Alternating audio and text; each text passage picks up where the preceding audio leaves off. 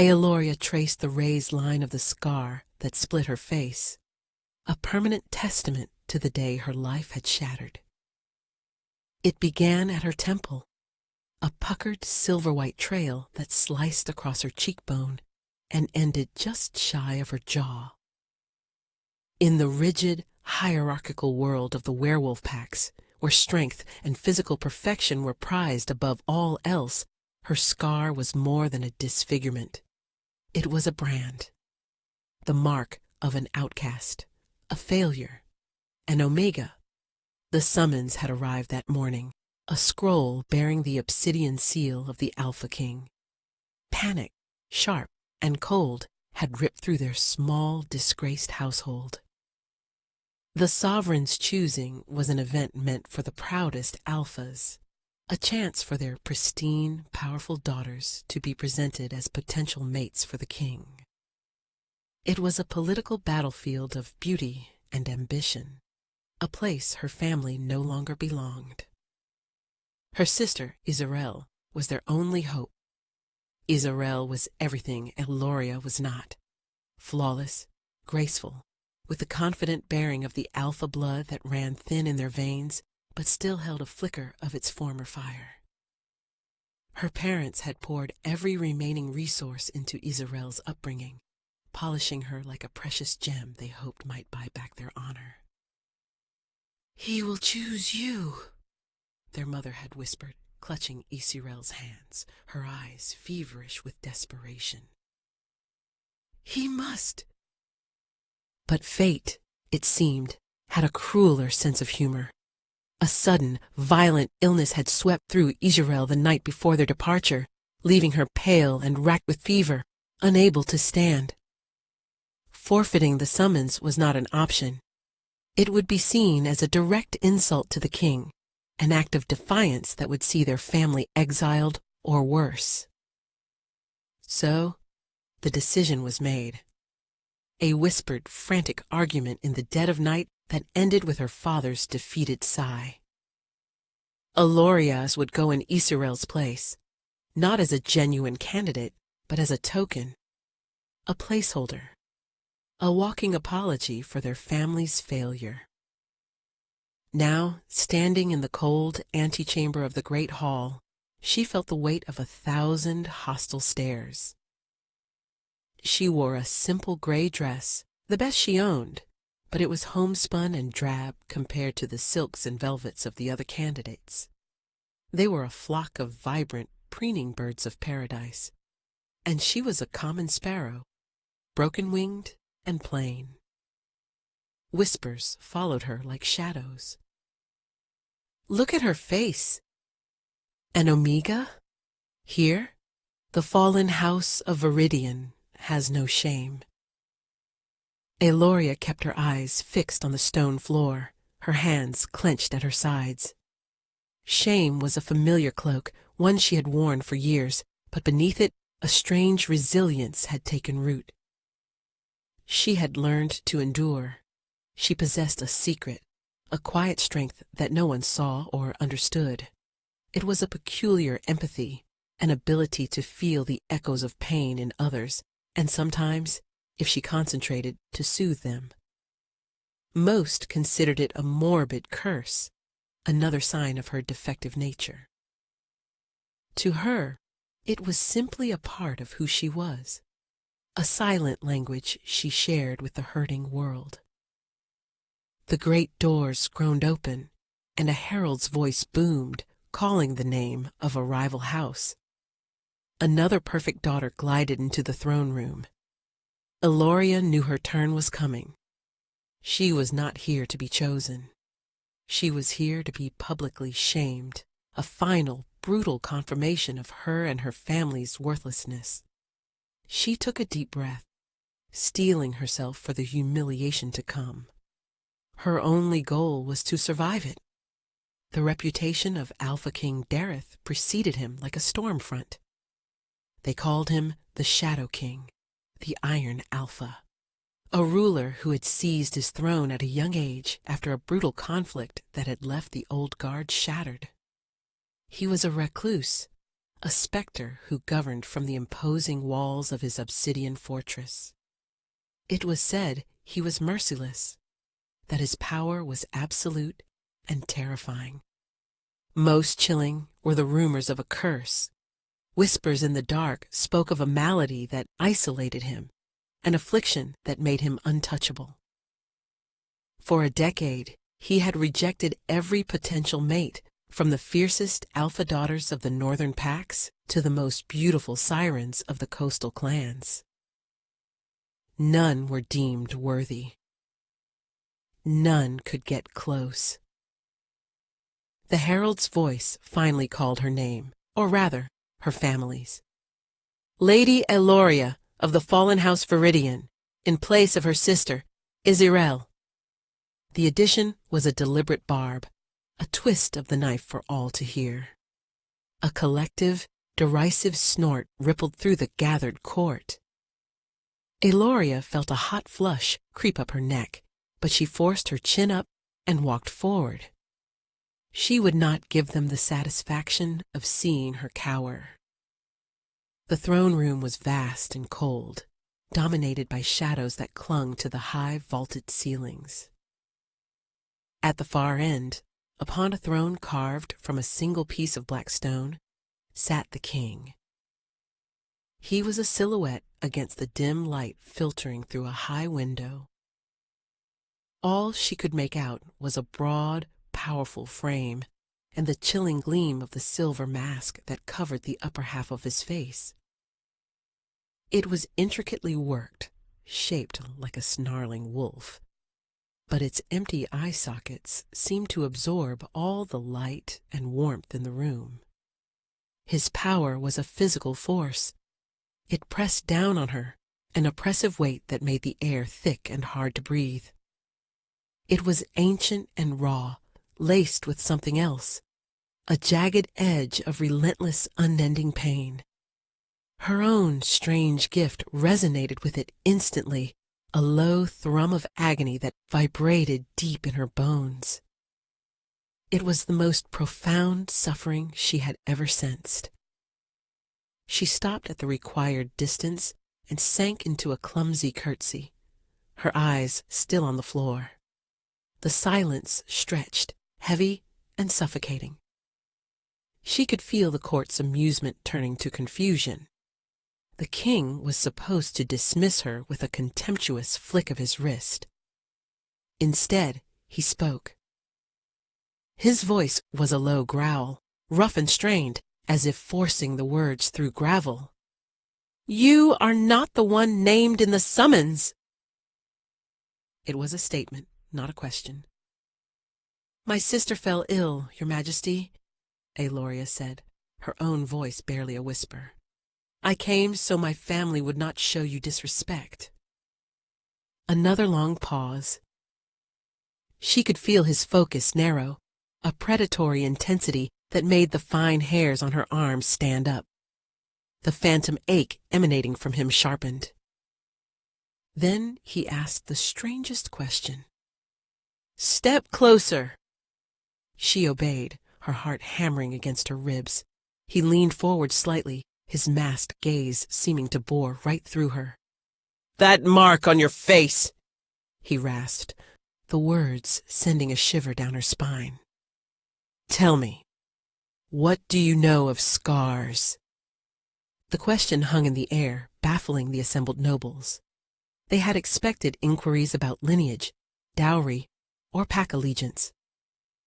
Instead, the fearsome king was asking a ruined Omega about her disfigurement.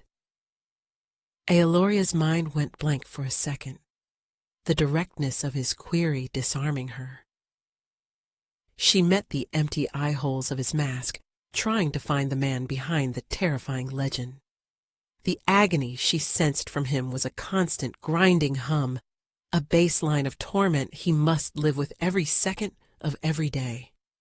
For the first time, she felt not fear, but a flicker of kinship. "I know," she began, her voice gaining a sliver of confidence, "that they are a map of where you have been. I know they do not heal straight, and I know they ache when a storm is coming." A low murmur swept through the court, a mix of shock and scorn at her audacity, but the king did not move. He remained utterly still, his posture rigid. The air around the throne seemed to crackle with a tension that had nothing to do with royal authority and everything to do with a deeply personal wound. He considered her words for a long moment. No one dared to breathe. The other beautiful candidates who had stood with such pride now seemed like porcelain dolls, fragile and irrelevant. They knew nothing of scars. Finally, King Dareth raised a gauntleted hand, not to dismiss her, but to silence the whispers. He addressed his regent, his voice carrying an unmistakable command. "Lord Zorthan, the choosing is concluded for the day. The other candidates are dismissed." A wave of stunned disbelief washed over the hall. Dismissed? All of them? Lord Zorthan, a hard-faced alpha with silvering hair and cold, calculating eyes, stepped forward. He was the king's uncle, a man who wielded immense influence. "Your Majesty? Surely you do not mean—" "I mean precisely what I said." Dareth cut him off, his tone dropping to a dangerous growl. The oppressive weight of his power intensified, and Zorthan wisely fell silent, though his jaw was tight with fury. Dareth's masked gaze then fell back to Eloria. "You will remain." If the previous announcement had caused a shock, this one was a cataclysm. Eloria felt her blood run cold. Remain? Why? What could he possibly want with her? The court erupted into a chaotic buzz of speculation. Lord Zorthan shot her a look of pure venom, his eyes promising retribution. Guards escorted the other women out, their expressions a mixture of outrage and confusion. Soon, the great hall was empty, save for Eloria, the king on his throne, and a handful of his personal guard. "You will be given chambers in the West Wing," the king stated, rising from his throne. He was even larger than she had imagined, a mountain of dark leather and muscle. "You are not a prisoner, but you will not leave the castle grounds. Is that understood?" "Yes, Your Majesty," she stammered, completely overwhelmed. He started to descend the dais, his movements stiff and controlled. As he passed her, the wave of his pain washed over her so intensely it made her dizzy. It was a physical, searing agony, sharp as broken glass, and deep as a poisoned well. He paused for a fraction of a second, his masked face turned toward her. "We will speak again," he said, the words a strained promise. Then he swept past, leaving her alone in the cavernous hall, trembling and utterly bewildered. She was trapped, a pawn in a game she did not understand, bound to a king whose suffering was a silent scream that only she could hear. The chambers Eloria was given were not the lavish suites prepared for the alpha candidates. They were simple, functional rooms in a quiet, disused wing of the fortress. Stone walls, a sturdy bed, a small hearth. It felt less like a guest room and more like a comfortable cell. She was watched constantly. Guards stood silent sentinel at the end of her corridor. Servants brought her meals, their faces impassive, their eyes filled with a fearful curiosity. She was the Omega with the scar, the bizarre creature the Shadow King had inexplicably kept. Days bled into a week. She saw no one. She spoke to no one. The king did not summon her. The isolation was a heavy blanket, but it was the proximity to him that truly frayed her nerves. His chambers, she soon realized, were nearby. Through the thick stone walls, She could feel the pulsating rhythm of his pain. It was a constant presence, a dark star around which her own senses now orbited. Some nights were worse than others. On those nights, the agony radiating from him became a palpable force, a tide of suffering that seeped into her rooms and left her breathless. She would lie awake, her own body aching in sympathy, her hands clenched in the sheets as she fought the overwhelming urge to go to him, to try and offer some comfort, however small. One night, the wave of his torment was so violent it felt like a physical blow. A silent, psychic scream echoed through the castle, one she was sure only she could perceive. It was raw, desperate, and stripped of all the control he so carefully maintained. Unable to bear it any longer, she rose from her bed, her heart pounding a frantic rhythm against her ribs. Driven by an instinct she couldn't explain, she slipped out of her room. The guards were gone, a temporary shift change, perhaps. The corridor was empty, lit only by the faint moonlight slanting through a high, arrow-slit window. She followed the pull of his pain, a beacon in the darkness, leading her down halls and through archways she didn't recognize. She found herself before a pair of massive, iron-bound doors. The agony from within was a roaring inferno. Pushing past her fear, she pressed one of the doors. It swung inward with a low groan. The room was Dareth's private study, filled with books and maps, but she barely noticed. He was there, by the great hearth where the fire had died to embers. He had thrown off his tunic, and his back was to her. In the dim light she saw the source of the rumors, the truth of his curse.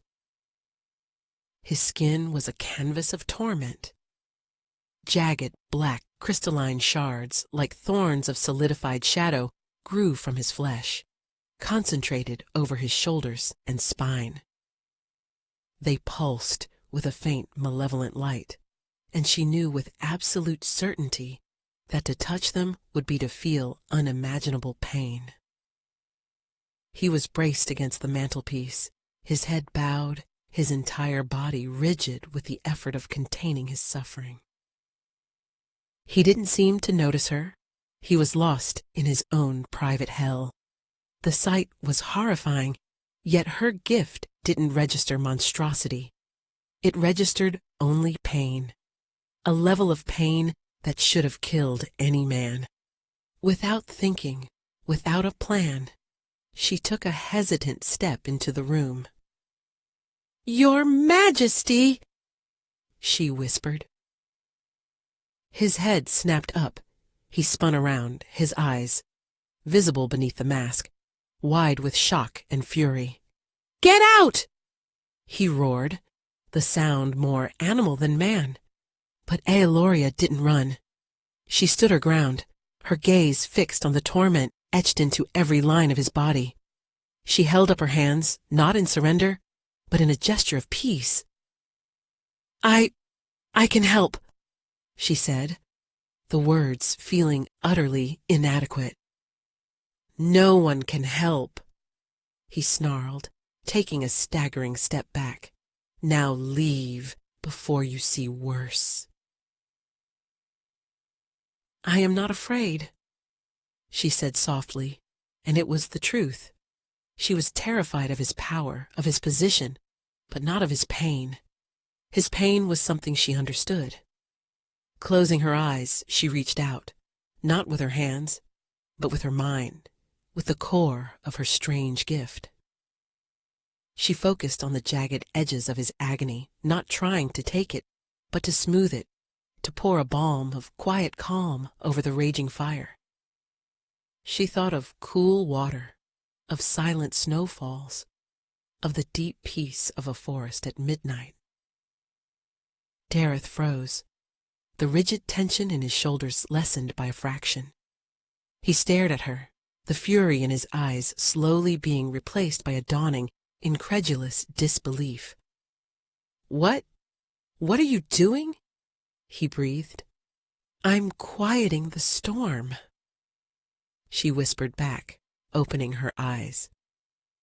For the first time since she had arrived, the suffocating aura of his pain receded, even if just for a moment.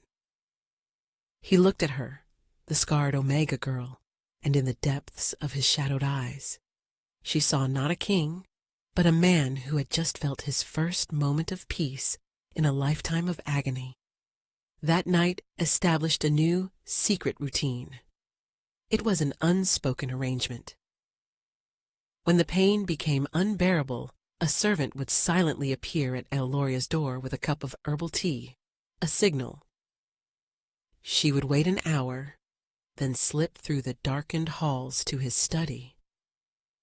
He never spoke of his curse, and she never asked.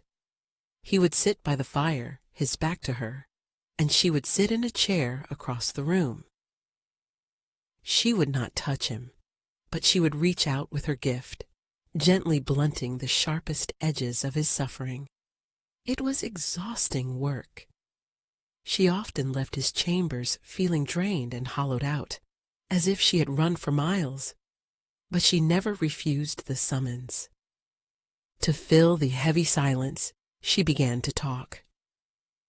She told him stories from her childhood, simple tales of the woods behind her family home, of the shapes of clouds, of the songs her grandmother used to sing.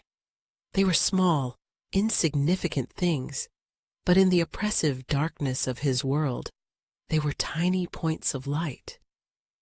He, in turn, began to speak, not of himself, but of his kingdom. He spoke of the rugged mountains to the north, of the treacherous politics of the river clans, of his frustrations with the greed and short-sightedness of his nobles. He was a brilliant strategist and a deeply committed ruler, trapped within a prison of his own flesh. He started asking for her opinion. "The grain dispute in the western plains," he'd say, his voice a low rumble. "Lord Calvrin wants to impose a tax that will starve the smaller farms. What would your grandmother have said about a man who eats his own seed corn?" She would answer simply, drawing on the common-sense wisdom of a life lived far from the machinations of power. She would have said he's a fool who mistakes his stomach for a legacy. A low, rough sound would escape him, one she eventually identified as a choked laugh. In those moments, he was not the Shadow King. He was just Dareth, and he was beginning to see her not as a scarred Omega, but as Aeloria, his confidant, his anchor. This fragile piece, however, did not go unnoticed. Lord Zorthan watched them with an eagle's eye. He saw the slight easing of the king's perpetual tension, the way his focus in council meetings seemed sharper.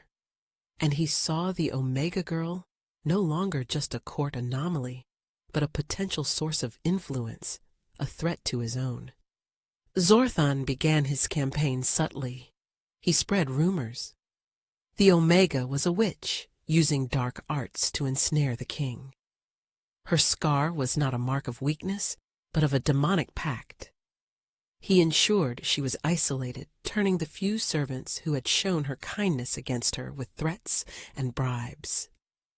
One afternoon, as Aeloria walked in the small walled garden she was permitted to use, Zorthan cornered her. His presence was oily and menacing, a stark contrast to Dareth's raw, honest power. "You are playing a dangerous game, little Omega," he said, his voice a silken threat. "The king is a broken thing. Whatever parlor tricks you are using to beguile him will not last." "I am doing nothing," Aeloria said, her chin high. She would not let him see her fear. "Are you?" he sneered, stepping closer. "He is weak. His curse has rotted his mind. He needs a strong hand to guide the kingdom, an alpha queen at his side to secure the bloodline, not a barren, broken thing like you." The word barren was a deliberate, cruel blow, a common insult hurled at Omegas. But it was his next move that terrified her. "Your family," he said softly, watching her reaction. "They are in a precarious position. It would be a shame if some new misfortune were to befall them. A fire, perhaps, or an accusation of treason. Such things are so easily arranged." Ice flooded Aeloria's veins. He was threatening her family, the very people who had cast her out, but who she still felt a desperate duty to protect. "Stay away from him," Zorthan commanded. "Let him choose a proper mate. Your cooperation will ensure your family's continued, if miserable, existence." He smiled, a cold, predatory baring of teeth, and then he was gone, leaving her standing amidst the wilting roses, her fragile world threatening to collapse. The threat settled deep in Aeloria's soul, a cold stone of dread. Zorthan was not a man who made idle promises. She knew he was capable of any cruelty to achieve his ends. That night, when the servant came with the customary cup of tea, Aeloria hesitated. To go to Dareth was to defy his uncle and endanger her family. To stay away was to leave him to his torment, a thought that had become physically painful to her. Her heart won out over her head. She could not abandon him. She found Dareth in a worse state than she had ever seen him. The crystalline thorns on his back were larger, sharper, and they seemed to be spreading, creeping over his shoulders toward his neck. He was pacing the room like a caged beast, his breathing ragged. "It is worse tonight," he growled, without turning as she entered. "Your stories will not be enough." "Then I will not tell stories," she said, her voice steadier than she felt. She walked closer than she ever had before, stopping only a few feet from him. The air around him shimmered with heat, with raw, unshielded agony. He finally turned to face her. In the firelight, his mask seemed more menacing than ever, but she forced herself to look past it, to meet the desperate eyes she could just make out in the shadows beneath. "Zorthan spoke to you," he stated. It wasn't a question. "I smelled his scent on you when you entered." Aeloria flinched, but did not deny it. "He wants me to leave." "And will you?" The question was rough, torn from him. "He threatened my family." The admission was a choked whisper. A terrible, guttural snarl ripped from Dareth's throat. A wave of fury and power exploded from him, so potent that a wine goblet on a nearby table shattered. The thorns on his skin pulsed violently. "He will not touch them," Dareth vowed, his voice a deadly promise. "They are under my protection, all of them, because of you." The declaration hung between them, a shield she hadn't known she possessed. Relief warred with a new, more complicated emotion. He was protecting her, fiercely, but his outburst came at a cost. He staggered, crying out as a fresh wave of pain seized him. The curse was feeding on his rage, growing stronger. He collapsed to one knee, his body convulsing. "Your Majesty! Dareth!" She rushed forward, forgetting all warnings, all protocols.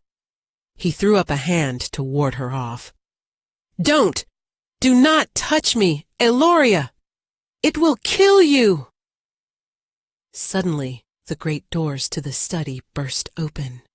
Lord Zorthan stood there, flanked by two of his most loyal guards. He had planned this. He had goaded Dareth, knowing his rage would trigger the curse, and had brought witnesses to see the king in his most monstrous state. Behold your king! Zorthan boomed, his voice ringing with triumphant malice. A monster, brought to his knees by a cursed Omega witch. He is unfit to rule. Dareth struggled to rise, to project an aura of command, but the agony was too great. His control was gone. The shadowy thorns writhed, growing before their very eyes, consuming him. He looked not like a king, but a creature from a nightmare. Zorthan's guards drew their swords, their faces a mixture of fear and grim determination. They were going to end this. They were going to kill their king. Aeloria reacted on pure instinct. She would not let them harm him. She would not let him be seen this way, be remembered this way. With a cry, she threw herself in front of Dareth, spreading her arms wide to shield his kneeling form with her own small body. "You will not touch him!" she declared, her voice ringing with a strength she didn't know she possessed. "Step aside, foolish girl." Zorthan sneered. "His madness will consume you both." "It is not madness," she retorted, her eyes locked on his. "It is pain, something a heartless creature like you could never comprehend." Behind her, Dareth let out a choked sound. He stared at her back, at this slight, scarred Omega who was defying a powerful lord and his armed guards to protect him. This selfless, insane act of courage struck him with more force than any physical blow. At that moment, as she stood as his defiant shield, a profound, undeniable truth slammed into him. This was not just about comfort. It was not just about gratitude. It was the mate bond, the primal call of his soul roaring to life. She was his mate, the one foretold, the one who could withstand his darkness. "Aeloria," he breathed, the name a prayer. He surged to his feet, ignoring the searing agony. A wave of raw, untamed power, black and terrifying, erupted from him. It was not aimed at Aeloria, but flowed around her like a protective cloak, slamming into Zorthan and his men. The guards were thrown back against the far wall, stunned and breathless. Zorthan himself was forced to his knees, gasping under the immense pressure. The effort, however, was too much. The thorns on Dareth's body flared with an agonizing light, and he cried out, his legs buckling. As he fell, his mask was knocked aside, clattering to the stone floor.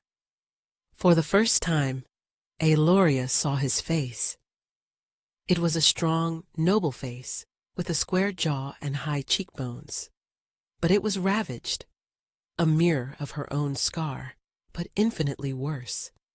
A web of black, crystalline lines, like frozen lightning, covered the entire left side of his face, radiating from a temple that was a mass of twisted, thorny tissue. His left eye was clouded and blind. He was beautiful and broken, and in that moment she loved him with a terrifying, all-consuming certainty. Ignoring his previous warnings, ignoring the danger, she knelt and did the one thing she knew she had to do. She reached out and touched his face, her fingers gently tracing the cursed lines on his skin. A bolt of pure, unadulterated agony shot up her arm. It was a white-hot fire, 1,000 knives stabbing into her at once. She screamed, but she did not pull away. Instead, she poured all of her being, all of her gift, into the touch. She took the full, unfiltered brunt of his curse into herself, a willing sacrifice.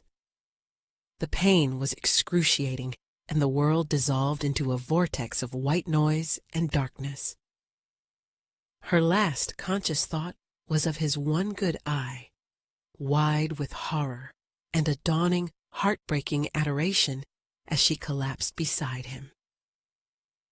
Tareth roared as Aeloria's body went limp. Her scream, a sound of pure agony, had shattered something deep within him. He felt the raw power of his curse slam into her, and then, impossibly, he felt her gift meet it. It was like a tidal wave of fire meeting a cool, endless sea. For a breathtaking second, the pain inside him vanished, replaced by a profound sense of peace, of rightness. But the cost was too high. She had collapsed, her life force flickering like a dying candle flame. "You!" he snarled, his voice a death rattle. He turned his unmasked, terrifying face to his uncle. Zorthan was scrambling to his feet, his triumph curdled into pure terror. "You have killed her!" The love and fury and despair coalesced inside him, and his power, which he had fought to control his entire life, answered a new master, his fated mate. He no longer sought to contain it. He sought to wield it. Shadows boiled in the corners of the room, coalescing around him. "He is a monster!" Zorthan shrieked to his dazed guards. "He is lost! Kill him! For the good of the kingdom!" But the guards hesitated. They had just witnessed the Omega Girl sacrifice herself for their king, and they had seen the king's power lash out not in madness, but in defense of her. They were warriors, and they recognized the primal fury of a male protecting his mate. Before they could decide, the doors to the study flew open again. This time it was Captain Karain, the loyal head of Dareth's personal guard, followed by a dozen elite soldiers. They took in the scene at a glance. The unmasked king, radiant with dark power, the unconscious Omega in his arms, the treacherous Lord Zorthan and his two cornered men. "My king," Karain said, his voice firm as he knelt, ignoring the shocking sight of Dareth's face. "Your orders?" "Arrest him!" Dareth commanded, his voice shaking with restrained violence. He gently gathered Aeloria into his arms, cradling her as if she were the most precious thing in the world. "Arrest my uncle for high treason! He laid a hand on my queen!" The title fell into the stunned silence of the room. Queen? He had named her. The scarred, broken Omega. His queen. Zorthan paled, his ambitions turning to ash in his mouth. "You are mad!" Zorthan spat as Karain's men seized him. "The council will never accept this. They will never accept her. They will accept their queen, or they will face me," Dareth said, his voice dangerously soft. He looked down at Aeloria's pale face, at the faint scar that had first drawn him to her. "She is my mate, my anchor, and you tried to destroy her." He swept past them, carrying Aeloria as if she weighed nothing. He did not go to her chambers, but strode directly toward the royal apartments, toward the king's own bedchamber, a place no woman had entered for over a decade. He ignored the shocked gasps of the servants and guards they passed in the halls, his focus solely on the fragile life he held. He laid her gently on his massive bed. Her breathing was shallow, her skin deathly cold. Her selfless act had saved him from losing control, but it had nearly extinguished her own light. Panic, an emotion he hadn't felt in years, clawed at him. He was a king, a warrior, a being of immense power, but he was helpless to save her. Desperate, he pressed his forehead to hers, closing his eyes. He focused on the nascent mate bond, the shimmering thread that now connected their souls. He poured all of his will, his love, his very essence into that bond, a silent plea for her to stay, to fight, to come back to him. He didn't know if it would work, but he had to try. He would not lose her. He had only just found her. Eloria drifted in a gray, painless void. The agony of taking on Dareth's curse had been so absolute that it had burned away all other sensations. She was aware of a distant warmth, a persistent, gentle call that pulsed in time with a heartbeat that was not her own. It was a lifeline, a golden thread in the suffocating darkness, and she clung to it with the last vestiges of her will. Slowly, the warmth solidified into a feeling of comfort, of safety. The golden thread became stronger, a conduit pouring strength and a desperate, unwavering love into her. It was Dareth. He was calling her back. Her eyelids fluttered open. She was lying in a vast, comfortable bed, the likes of which she had never seen. The room was regal and masculine, decorated in dark woods and rich crimson tapestries.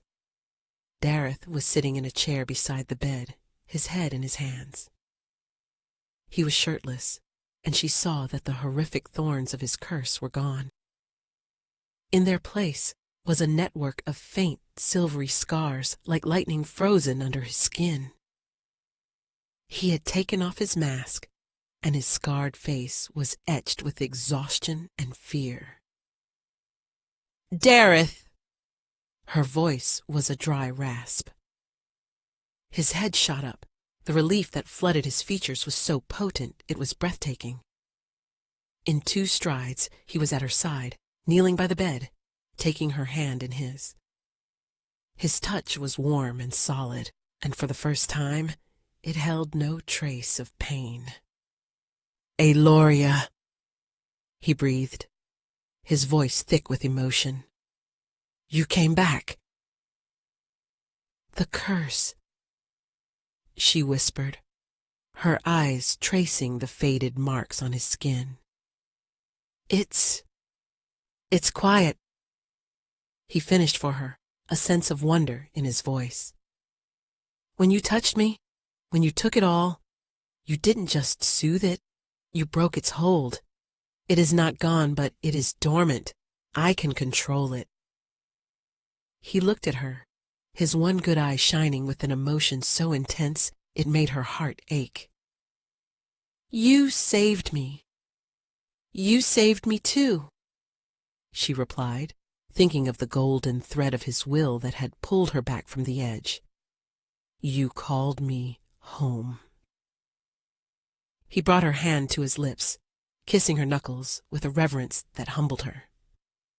"I have called a meeting of the full council," he said, his tone turning serious. "Zorthan is in the dungeons, but his poison has already spread. Many of the Alphas are restless.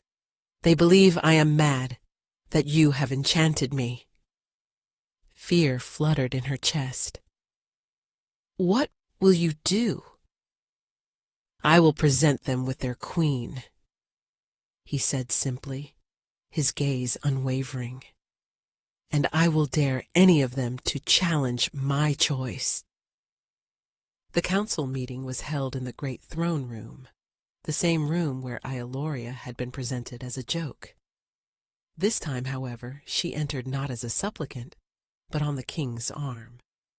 She wore a gown of deep blue velvet, a gift from Dareth, and her hair was unbound. She did not try to hide her scar. Dareth, too, was unmasked, bearing his own scars for all to see. Their entrance was met with a thunderous silence. The assembled Alpha Lords stared, their faces a mixture of awe, fear, and outrage. Dareth led her not to a seat beside the throne, but to the throne itself. He had her sit, and he remained standing beside her, a clear and undeniable statement of her new status. "For 10 years," Dareth began, his voice echoing in the vast hall, "I have borne a curse that has isolated me and left my kingdom without a queen. Many of you saw this as a weakness." He paused, his gaze sweeping over the crowd. "You were wrong. It was a test, a crucible waiting for a soul strong enough to withstand its fire. His eyes found Aeloria's. I have found that soul. Aeloria of House Viridian is my fated mate. Her courage saved my life. Her strength has tempered my curse. She is not the queen you expected, but she is the queen this kingdom needs. She is my queen. A grizzled old alpha, Lord Calvrin from the Western Plains, stepped forward. Your Majesty, she is an Omega. She has a scar of weakness. How can she possibly bear a true alpha heir? Before Dareth could unleash his fury, Aeloria stood. All eyes turned to her. You are right, my lord, she said, her voice clear and steady. I am an Omega, and I bear this scar. She touched her face. But you mistake the nature of strength. You see it only in muscle and fang. But there is strength in endurance. There is strength in empathy. And there is strength in healing wounds, rather than just inflicting them. She looked from Calvrin to the other uncertain faces. This kingdom is scarred, just like its king, just like me. It is divided by pride and prejudice. It does not need another warrior. It needs a healer. Her words, spoken with a quiet dignity and undeniable truth, resonated through the hall. The alphas looked at their unmasked king, at the peace that now settled on his features, where once there was only tension and pain. They looked at the small Omega who stood beside him, unintimidated and proud. They saw not a witch, but a woman of incredible fortitude. But Zorthon's poison ran deep. A faction of lords, loyal to the old ways and to Dareth's uncle, remained defiant. One of them, a brutish alpha named Osrathon, drew his blade. This is a mockery. We will not be ruled by a broken king and his Omega pet. It was the spark that ignited the powder keg. The chamber erupted as loyalists and rebels drew their weapons. But the final confrontation would not be decided by a battle. It would be decided by a single act of treachery. In the chaos, a figure slipped from the shadows near the throne. It was one of Zorthon's guards, freed from the dungeon by conspirators. He held a small, wicked-looking dagger, its blade coated in a sickly green paste. It was not wolfsbane. It was something far older, a poison designed to sever the nascent bonds of fated mates by turning a mate's own power against them. His target was not the king. It was the queen. He lunged, faster than anyone could react. Dareth saw the movement at the last second. He roared Aeloria's name, a sound of pure terror, and threw himself in front of her. But the assassin was swift. The blade, intended for Aeloria's heart, plunged deep into Dareth's side. A collective gasp of horror sucked the air from the room. The fighting stuttered to a halt. Dareth stood for a moment, his eyes wide with shock, before he staggered back, clutching the dagger embedded in his side. A strange black energy, veined with sickly green, began to spread from the wound, crawling over his skin like venomous spiders. The poison was horrific. It didn't just attack his body, it attacked the mate bond. Aeloria felt a searing, vicarious agony, but worse was the chilling sensation of the bond itself beginning to fray, to turn toxic. The poison was designed to make her gift, her healing empathy, a weapon against him, feeding his dormant curse with her own life force until they both consumed each other. "Dareth!" she screamed, rushing to his side as he fell to his knees. The assassin, seeing his work done, tried to flee, but Captain Corraine cut him down with a single, brutal stroke of his sword. Aeloria knelt before her king, her mate, her hands hovering over the terrible wound. Panic seized her. Her healing touch was now a weapon. If she tried to soothe his pain, the poison would use her power to fuel the curse and kill him faster. "Eloria!" Dareth gasped, his one good eye finding hers. His skin was turning gray, the silvery scars on his body beginning to glow with a dark, angry light as the curse began to reawaken. "The bond, it's tearing, it hurts." He was dying. The lords, both loyal and rebellious, watched in stunned silence. Their world was balanced on a knife's edge. In that moment of absolute desperation, Eloria understood. The poison used the bond, a conduit of love and power, as its delivery system. But a conduit worked both ways. Zorthan and his cronies had misunderstood the nature of her strength. They saw it as a tool, but it wasn't. It was a part of her soul. She looked at Dareth, at the man who had seen past her scar to the person beneath, who had named her his queen, who had just taken a poisoned blade for her. Love, fierce and boundless, swelled in her heart. This was her choice. This was her king. This was her mate.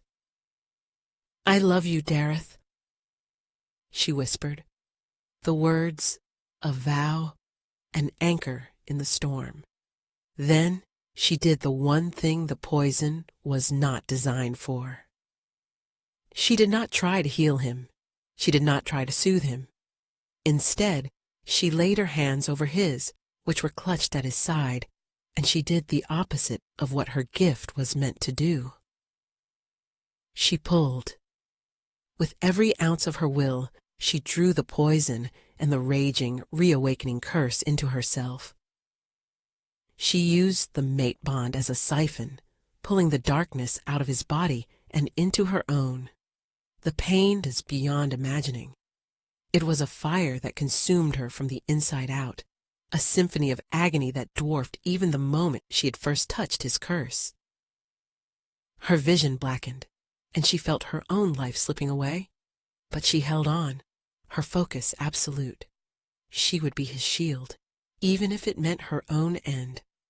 The entire court watched in breathless awe as the black veins of poison receded from Dareth's skin and seemed to flow into Eloria. Her own scar began to glow with a terrifying dark light. She was taking on the full, combined force of a lethal poison and a decade-old curse. She was sacrificing herself. Dareth felt the darkness leave him. He felt the bond, once tearing, now pulsing with her incredible selfless love. He saw her face, contorted in agony, and knew what she was doing. "No!" he cried, trying to push her away, but he was too weak. As the last of the poison left him, Eloria collapsed. But something miraculous happened. The moment the combined darkness fully entered her, it met the unshakable core of her being, the pure, unconditional love she held for her mate. It was a force the curse had never before encountered. Love was its antithesis. A blinding golden light erupted from Eloria. It was warm and pure, a stark contrast to the malevolent energy she had absorbed. The light pulsed outward, washing over Dareth first, and he felt the last vestiges of his curse, the dormancy, the scars, the pain, dissolve into nothing. He was not just healed. He was cleansed. He was whole. The light washed over the entire throne room. It touched every lord, every guard, and in it they felt not power, but compassion. They felt the depth of Eloria's sacrifice and the unyielding strength of her love. Prejudices and old hatreds seemed petty and small in the face of such a profound act. When the light faded, Eloria lay still on the floor. Dareth, now completely restored, scrambled to her side, his heart shattered. He had lost her. But then she stirred. Her eyes opened, bright and clear. The angry glow had faded from her scar, and it seemed softer, just a silvery line on her skin. She had faced down death and darkness and had won. Her gift, amplified by a true mate's love, had not just saved him. It had purified them both. Dareth let out a ragged sob of relief and gathered her into his arms, burying his face in her hair. You saved us all," he whispered. And in the silent, awe-filled throne room, Lord Calvrin, the grizzled alpha who had first challenged her, slowly knelt. Then another lord, and another. Soon, every single person in the hall, loyalist and former rebel alike, was kneeling before the scarred Omega, who had become the heart of their kingdom. They were not just kneeling to their king. They were kneeling to their true queen. With the last vestiges of rebellion quelled by a miracle, the kingdom was unified as never before. Dareth, free from the pain that had clouded his reign, ruled with a new clarity and compassion, but he made no decision without Ealoria by his side. The formal mating ceremony was held a week later, not in the cold throne room, but in the sunlit central courtyard, attended by alphas, betas, and omegas alike. When Dareth bent his head to mark her, sealing their bond before the eyes of their people and the spirits of their ancestors, it was more than the union of a king and his queen. It was the dawn of a new era. The rigid caste system began to crumble. Ealoria championed the rights of omegas, establishing schools and guilds, ensuring that no one would be judged for their birth rank or for the scars they carried. Worth, she decreed, was found in the heart, and strength was measured in kindness. The Shadow King was no more. In his place stood King Dareth, the healed king, who ruled with his queen, Ealoria, the steadfast. Their love story became a legend, a tale told by hearthsides to inspire hope in the darkest of times. The fortress that had once been a symbol of fear and isolation became a place of warmth and justice. 1 year later, Ealoria stood on the balcony of their chambers, a gentle breeze stirring her hair. Dareth came up behind her, wrapping his strong arms around her waist and resting his chin on her shoulder. His touch was a familiar comfort, a constant source of warmth and safety. Below them, the capital city bustled with peaceful energy, a testament to the changes they had wrought. "What are you thinking about?" he murmured, his lips brushing her temple. "I was thinking about scars," she said softly, her hand instinctively going to the line on her cheek. It was a part of her, a map of where she had been, but it no longer defined her. And how they don't have to be the end of a story. "For us," he said, turning her in his arms to face him, "they were the beginning." He looked down at her, his eyes filled with a love so deep it still sometimes stole her breath away. His gaze dropped to her gently swelling belly. "And the beginning of our future." A small, powerful kick from within made her gasp and then laugh. The royal healers had been stunned. An Omega, they had said, could never bear a true alpha heir. But the child Ealoria carried was a symbol of their bond, a miracle born of a love that had defied curses, poisons, and prejudice. This child would not be born into a world of rigid hierarchy, but into a kingdom that was learning to heal. Dareth placed a reverent hand on her stomach, his face alight with a joy he had never thought he would know. "They will be strong," he whispered, "like their mother." Ealoria smiled, leaning her head against his chest, listening to the steady beat of his heart. The scarred Omega and the cursed king had found their peace, not in perfection, but in the beautiful, flawed reality of each other. They had saved their kingdom, but more importantly, they had saved each other, proving that the greatest strength of all was not the power to rule, but the courage to love. And as they stood on the balcony, their united kingdom thriving below,